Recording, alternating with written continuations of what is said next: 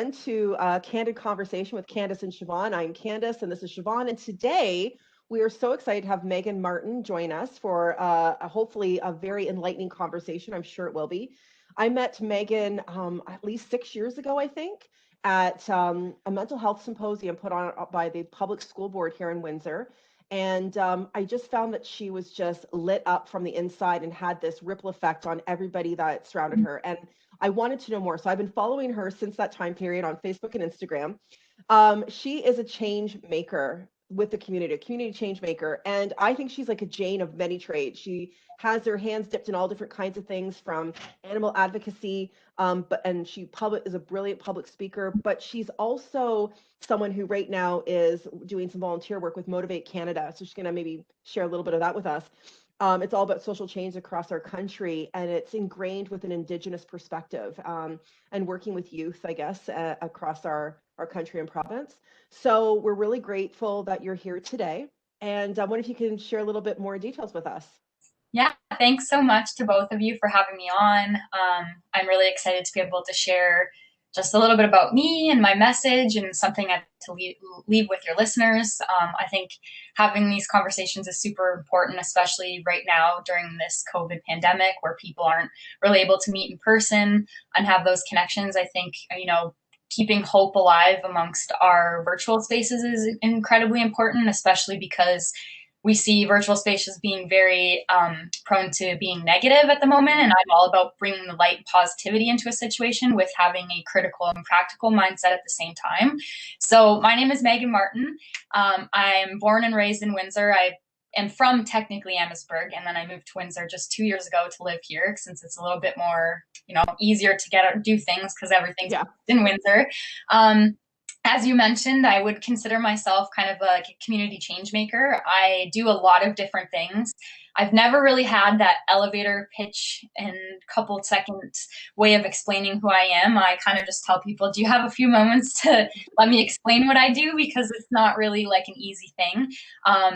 I don't have a particular profession that I would say like, this is who I am. I think all the parts of me make up who I am, which is important to me because that's just how I express myself. It's not just one particular thing. I did graduate from the University of Windsor 5 years ago in psychology and women's studies. And at the time of being in university, I never really had a key direction of where I was going to go. Even before going into university, I was kind of discouraged from going into psychology because people were telling me, well, you're never going to get a job that way. Mm-hmm. It's not practical. You're not going to go anywhere with that. And I'll never forget the first class that I ever took in university. My psychology professor said, you can do anything with psychology. It was probably the first thing that he said. And that stood out to me because of my education and value of the knowledge that I learned throughout that process, I have been able to put my hands in my mind and myself in so many different things. And it hasn't limited me into one pathway. And that I'm really, really grateful for. So as this conversation continues, you'll kind of see all the different spaces that I've been in. And that's really just helped me become who I am, and really helped me understand a lot more of the world in general, and how I can impact and help more people in a positive way. So with all of that and having all these different directions, what do you find you're most passionate about, or what comes up most frequently in your pursuits? I'd say anything that I have done, whether it be related to animals and volunteer work, or even working in a retail job right now, which is not exactly where I want to be. It's just where the universe has placed me, and I've rolled with it. It's all about just helping people in a way that teaches them to be more kind and compassionate to themselves, animals, and the earth. And that's kind of seemingly where my life has been, because I truly believe that when we are more kind to ourselves and more compassionate to ourselves, then we can bring that out into the world. And then when we teach other people how to have that as well, then it's a ripple effect, and it just continues to spread out everybody. Okay, so we talk about ripple effect all the time. Really? And yes, that's part of our mission statement. And actually, dynamic, with the fact that you said I have my hands and all these different things, our mission statement is being dynamic agents of change, looking to create a ripple effect on humanity. So you've literally just ticked off words that we're like, oh yeah, that's us. Yeah, we feel that. I my nomiker was a compassionate courage coach. And so having that compassionate courage for self so that you can then, and I'm sure that you would agree just from your perspective already that you've shared, is that everything is connected. And so when you're very much in tune to yourself, you can have compassion for everything around you and see that you're connected to not only your neighbor, but, I saw a caterpillar on my walk the other day, and I was thinking, a caterpillar in January? Like, it really, so I'm like, oh, maybe that's a sign for me. I'm still in the caterpillar stage of my development, blah, blah. But I was like, I stood there, I admired it, and I thought, oh, I'm looking around, like, you should be safe. It doesn't look like bikes are coming. You're good on your journey. Good luck, little buddy. Aww. And a lot of people would not do that with this brown, weird looking caterpillar thing crossing my path. But I found that the more that I was connected to myself, the more I could see that everything vibrates together. It's the energy. And I'm sure that that's something that would resonate with you as well. One of the things I was thinking about is your little pup, Sunny. And can you tell our listeners a little bit about this journey that you have with your dog? Yeah, oh, for sure. But before we get there, when you said the word compassion, I also have that tattooed on my arm. Oh my gosh. I just wanted to point that out. This was actually, I think I got this one a couple years ago in January, like around this time. So that's something that I live by. And all of my tattoos have some sort of significant message, and I like actually use them in my public speaking because they're that message. But yeah, Sunny. So he has been quite the experience. So I traveled in a van in February of 2018. So I'm coming up, I can't believe it'll be 3 years.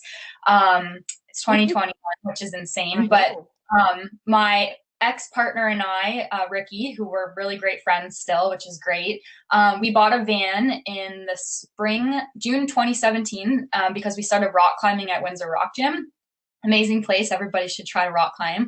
And we were inspired to get a van, and we really wanted to travel. And so we found a van, just the cards aligned, and it was amazing. And I got this awesome van. And we started our travels across America in February of 2018. And we drove down to El Paso, Texas, which is where the journey started. It was a 23-hour straight drive. We just drove all the way through, switching back and forth. And then we went to the East Coast, to Florida. Then we went back across, went to Mexico, came back up, went back to the West Coast and spent some time in LA. So for the 3 weeks that I was in LA, ironically, it was warmer here in Windsor than it was in LA at the time. I was there in LA in end of April, May-ish, and I had just left this place called Garth's Boulder Garden in Joshua Tree, California. So I would characterize it as this like hippie community space where people are living out of their vans and tents, and like this guy named Garth lived in a teepee at the top of the property. It was all surrounded by crystals. There was a guy with a peacock. It was a place that like sounds like something out of a book. So we met this dog named Buddha, which is ironic enough, and kind of like the dog of the land. And this was like 600 acres of desert land. And he was a black and white dog. And he was a beautiful dog, really, really sweet. And my ex-partner at the time kept telling me that he wanted a dog. He wanted a dog. And I love dogs. I volunteered at the Humane Society. I volunteered at a rescue in Michigan called Detroit Animal Welfare Group.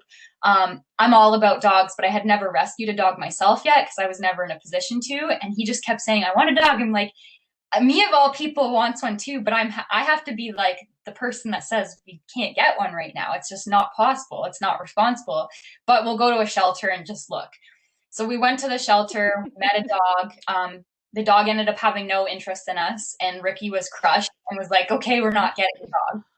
So one morning we were walking around Echo Park. I tell you all this because it's important to lead up. Oh yeah, I'm following you. And so we were walking around this park called Echo Park, and we had just happened to start walking by a mom and her 2 sons. And she says, you know, boys, it's a really big responsibility to have a dog. And I like smacked Ricky in the chest, and I was like, I told you. It's like, no, it's like not happening. He like nodded his head in shame, like, okay, I get it. You're right. So a couple hours later, we were in like the Chinatown area of LA, and we were having lunch, and then we started to go for a walk, and we happened across this random person that Ricky had been following on Instagram. He's a bartender, has like 70,000 followers, and they had planned to meet up, but it just never monopolized. But in a city of 10 million people, they walked across paths on the of LA. And Ricky was like, whoa, that's Jason. I'm like, no, are you sure? And he's like, yeah, I'm gonna go see. And I was so embarrassed. I was like in the corner, like, this is not happening right now. So he's like, hey, are you Jason? And the guy's like, do I owe you money? And he's like, no, man, like, I follow you on Instagram. And he's like, whoa, okay. So we ended up chilling with him for a little bit, just like really weird. And then we part ways and we go on our way. So we're driving down this industrial road in LA, and we're driving on one side of the road, and there happens to be like a semi-truck trailer on the other side. So if you can visualize us starting past this truck. As we're driving, I spot a dog walking down the street coming in the opposite direction. And I was like, stop the van. I'm like, stop the van. So I get out of the van, and this dog, mind you, is across the street. I walk around the back of the van, and I'm like, hey, buddy.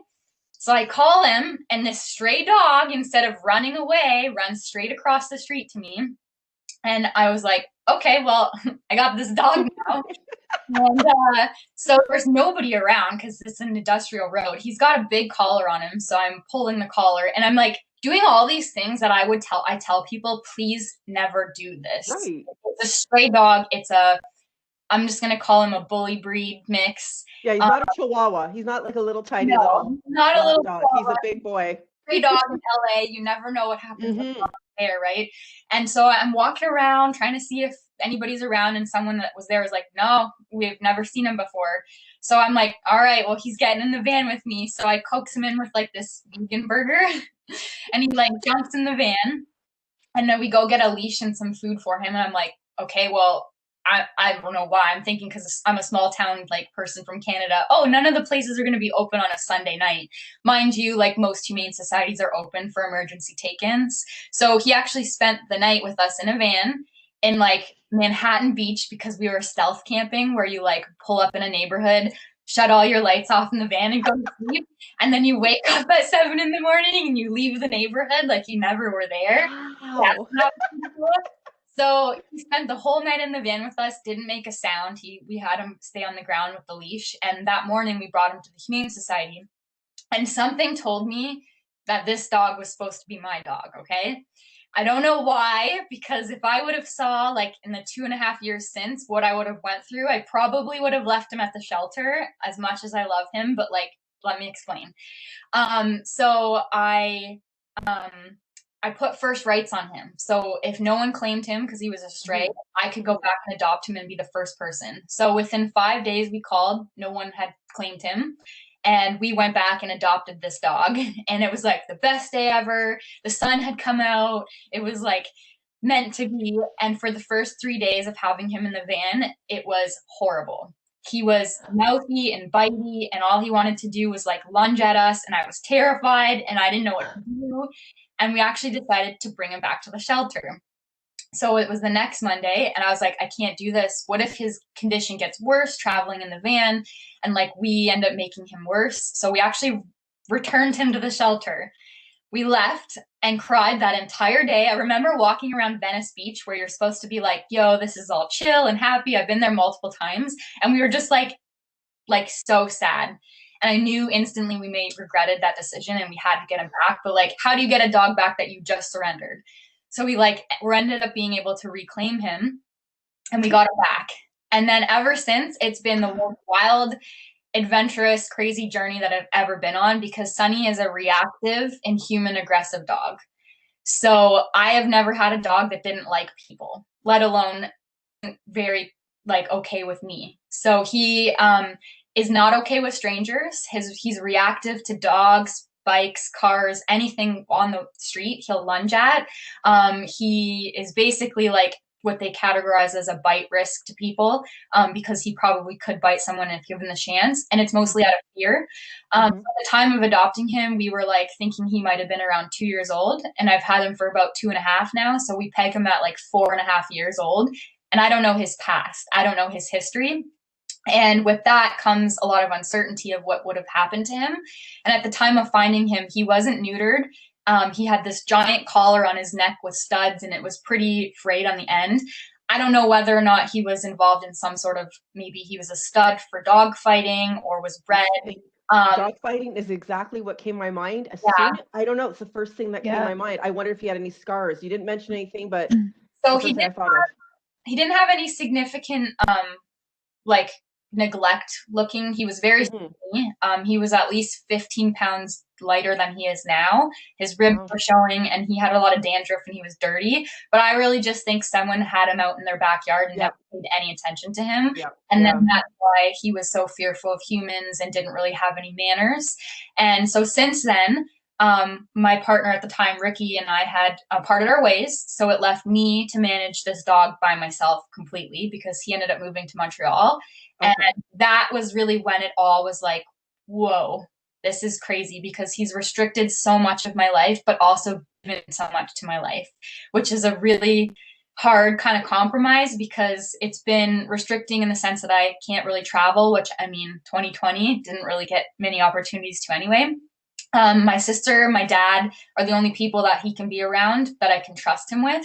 And otherwise I have to watch him closely. He luckily loves other dogs, but it's the people thing that's the hardest, because he's just not, I can't trust him around people. So diving into learning about dogs has been an incredible journey, and it's made me be a better advocate for animals and just the misunderstood in general, because when people would see him with a muzzle on or see his craziness and reactivity, people form their judgments like straight away. Maybe I'm not a good dog owner because I can't keep control of my crazy dog. Why is she putting a muzzle on him? Maybe he likes to bite people. And then they peg this dog, which already would get his own array of stereotypes into what they think he is, when he really is just a very misunderstood dog trying to figure out life, like most people are. So I've had to figure out him in order to help him figure out himself. So I'm very in tune with him, understanding his triggers, learning about dog behavior and psychology. And I've made a lot of mistakes in the first year that I'm starting to retract from, but we've made a lot of progress at the same time. And it's really neat. Sometimes as his sole caretaker, I don't really see the progress that were made. But I've looked back on videos recently, and I actually was able to sit here and be proud of myself for all that I did for this dog and all that is to come and the life that I've given him, because I can 100% say they labeled him aggressive at the shelter. He probably would have been euthanized if I didn't go back to get him. Because in Los Angeles, and especially in the United States, their list of animals ready to be killed, unfortunately, is very high because of the amount of stray animals. And he would have been on that list, because it wouldn't have been safe for them to adopt a dog that was aggressive, which is understandable. But then he wouldn't have been able to live the life that he does now if I didn't go back for him. So as much as he's been really, really difficult, I think there serves a greater purpose in me finding him, which is like, it's kind of what keeps me going on tough days. Well, I was going to ask you, I was thinking, what is the greatest lesson? I mean, it seems like there are so many synchronicities leading up to that point. Yeah. And I'm wondering, what has he taught you, or what do you think is the biggest impact he's had on your life? He, well, the funniest part is his name is Sunny. And I find it always ironic because he's kind of like my shadow, and it's taught me a lot about my shadow self and understanding my personal triggers and what makes me upset, and like really learning more about that side, and how when I get mad at him because he's doing something, it's my reaction that I need to control rather than his. So he's actually, he's been, it's funny because like there's a lot of analogies with it, just with his name and everything, but he's cast a shadow with his son to parts of me that I probably was ignoring and didn't want to explore. And that's taught me a lot more about, my sunshine that I bring into other people, and, just characterizing and understanding the wholeness of humans rather than just our one side of our emotions. And like, we tend to very much praise like the happy side of us, but we don't really look at the other depth of it, like the sadness, the frustration, the anger. And he's brought up a lot of anger in me. And as much as a lot of people feel shame from being angry, he's like, I've had to like really confront that. And it's just been him and I most of the time alone. So he's forced me to spend a lot more time alone and get to know myself as well. And then a really great positive is he's got me outside a lot more. I'm already an outdoorsy person, but without him, I wouldn't be going on 2-hour walks a day, or in the dead of winter time, like bundling up and going out on a trail. So he's helped me in ways that I probably wouldn't have noticed if he wasn't around. And then we just have that reciprocal relationship of just helping each of us grow. And I'm so committed to him that I've had to really like restructure most of my life. And I hope that kind of shows people, like, you know, especially with animals, a lot of people got puppies this year. And a lot of times they don't really understand the commitment to an animal. When you're bringing an animal that has no, really, you control their entire life. You control everything from when they eat, go to the washroom, when they sleep, when they get to play. And you need to be a good advocate for that dog's life. So it's helped me help other people as well, especially for those that have troubled dogs, and not to feel ashamed by them, but accept them for who they are and then kind of move forward in that way. And you know what, even those are great lessons for life. Like, I'm sure that's helped you to really live into the compassion, going, I have to bring this compassion to this relationship with this animal. And also, I mean, a great lesson, and you said it in there, was not judging a book by its cover. You know, people seeing this animal and being like, oh, he must be mean, or you must be doing something to, you know, that you're not compensating for this behavior, where it's like, let's go to the deeper root of his why and try to be compassionate and understanding that he is this way because of conditions that have happened. And I mean, you can't know because you can't communicate it, but the fact that you get to be there and be like, I'm doing what I can to understand you, and this and people don't get that if you don't have that experience with an animal, but what they do teach you, and the compassion and the patience and the, you know, and it's just, it really brings out the best and the worst in you sometimes. But like you said, that shadow of, here's all the things that he gets to teach you about yourself that you get to sort of impart on him, and the relationship that you two share. Yeah, absolutely. So I'm wondering, from all of these, I'm sure, oh my goodness, from the candid conversations that we've had, I feel like we could be having so many more with each individual, because it's like this one little blip, right? And you have so many different stories to share. But we want to leave our listeners with a lesson from each person, or a message that you think would be enlightening or just benefit all of us. We already got a bunch just from the story of Sunny and the adventure that you allowed yourself to go on, because that's so daring in itself. I love that. Is there anything else that you want to share before we wrap up? I think I mostly shared a lot about Sunny and the relationship with that. So I think from that is just the relationship that we have with animals in general. And I've always been someone who loved animals, and most people say they love animals and they characterize themselves with loving animals. Some people don't, because they've never had that opportunity to get to know animals, and that's totally understandable.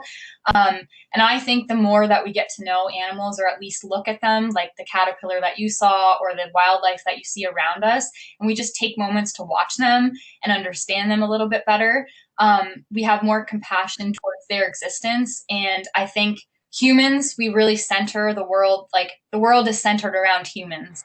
But reality, as were shown through COVID, that, you know, when humans have less opportunities to go places and have destruction, the earth bounces back, and the earth doesn't really need us. I know. So I think one of my biggest parts of my life is just like, you know, seeing that we're not the center of the world, that animals, and we need to live, animals, plants, the environment, the natural world is something that we need to live in coexistence with, in harmony, rather than trying to fight against it. And I feel like when people have a relationship with animals, because animals are very vulnerable, they can't speak unless you're actually listening to them.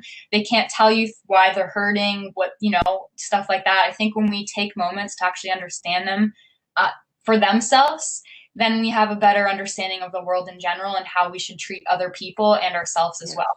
So animals are a huge thing for me. I have a tattoo of a pig on my arm. I volunteer at an animal sanctuary. I give tours at the sanctuary as well. As you had mentioned, I'm vegan. I really love animals. I volunteer at I can't go across right now, but animal shelter in Detroit called Detroit Animal Care and Control, with dogs that see the worst in Detroit. And I feel like when we just like spend more time with nature and animals, then we just have a better understanding of the world around us. And just like, you know, be nicer to people. That's the bottom line. And for those people like that aren't kind to animals, or that hurt animals, they have something going on within themselves, because when you can hurt something that's super vulnerable and can't fight back, then there's something that you're fighting within yourselves. And then when someone treats an animal in an unkind way, they're more likely to treat a human in that way as well. So I feel like just having relationships with animals, or getting to understand them, or watching them if you don't have the chance to get to know them, is one of my messages that I could share with people based off of my experiences and venture with my dog Sunny. I think it's amazing Thank that you. people take a moment to step outside of themselves and notice all the amazing things around them. The one other thing that I noticed, you talked about what you did in Detroit and what some of those animals have gone through, which I can't even imagine. Even when we were just speculating that possibly Sonny had whatever his background is that led him to the characteristics he faces. And the fact that you have, I don't know if the word is bravery, courage, it's beyond compassion, because I get so uncomfortable with other. So I work with at-risk youth and I feel their pain. I'm so empathic that I pick that up. You, I'm sure, when you are, I've seen pictures of you, that donkey, Yeah. and just like you're like talking to this donkey. I don't know who that pig is on your arm, but that I know you knew that pig. And you can pick up on those emotions and those feelings and that energy. And I just want to say that I think that that is so beautiful that maybe not everyone thinks is being valid or important, but it is so important because animals have so much to teach us. And I think you've just reaffirmed that for me. And I really appreciate that you are taking care of so many. So, Meaghan, there's so many more things that we want to know about you. And we thank you very much for joining us in this candid conversation. And for anyone who is intrigued, as I am, and as Siobhan probably is, as a dog lover herself, please, we will have her details in the link, and you can check her out, follow her as I do on both Facebook and Instagram and whatever else you're on. So thank you again. Siobhan, any last words? No, honestly, we appreciate you being here. I feel like there's so many subsectors of conversations that we still need to have. So Yep. I'm sure that we will cross paths in the future, because we definitely want to pick your brain on a lot of the other incredible things that you're doing. But just leaving with that message of compassion, leaving the world, trying to understand the world and our very tiny, significant and insignificant place in it, I think is a great way to leave off. And we appreciate you being here. Thanks again, Meaghan. Thanks, Thank Meaghan. you for the opportunity.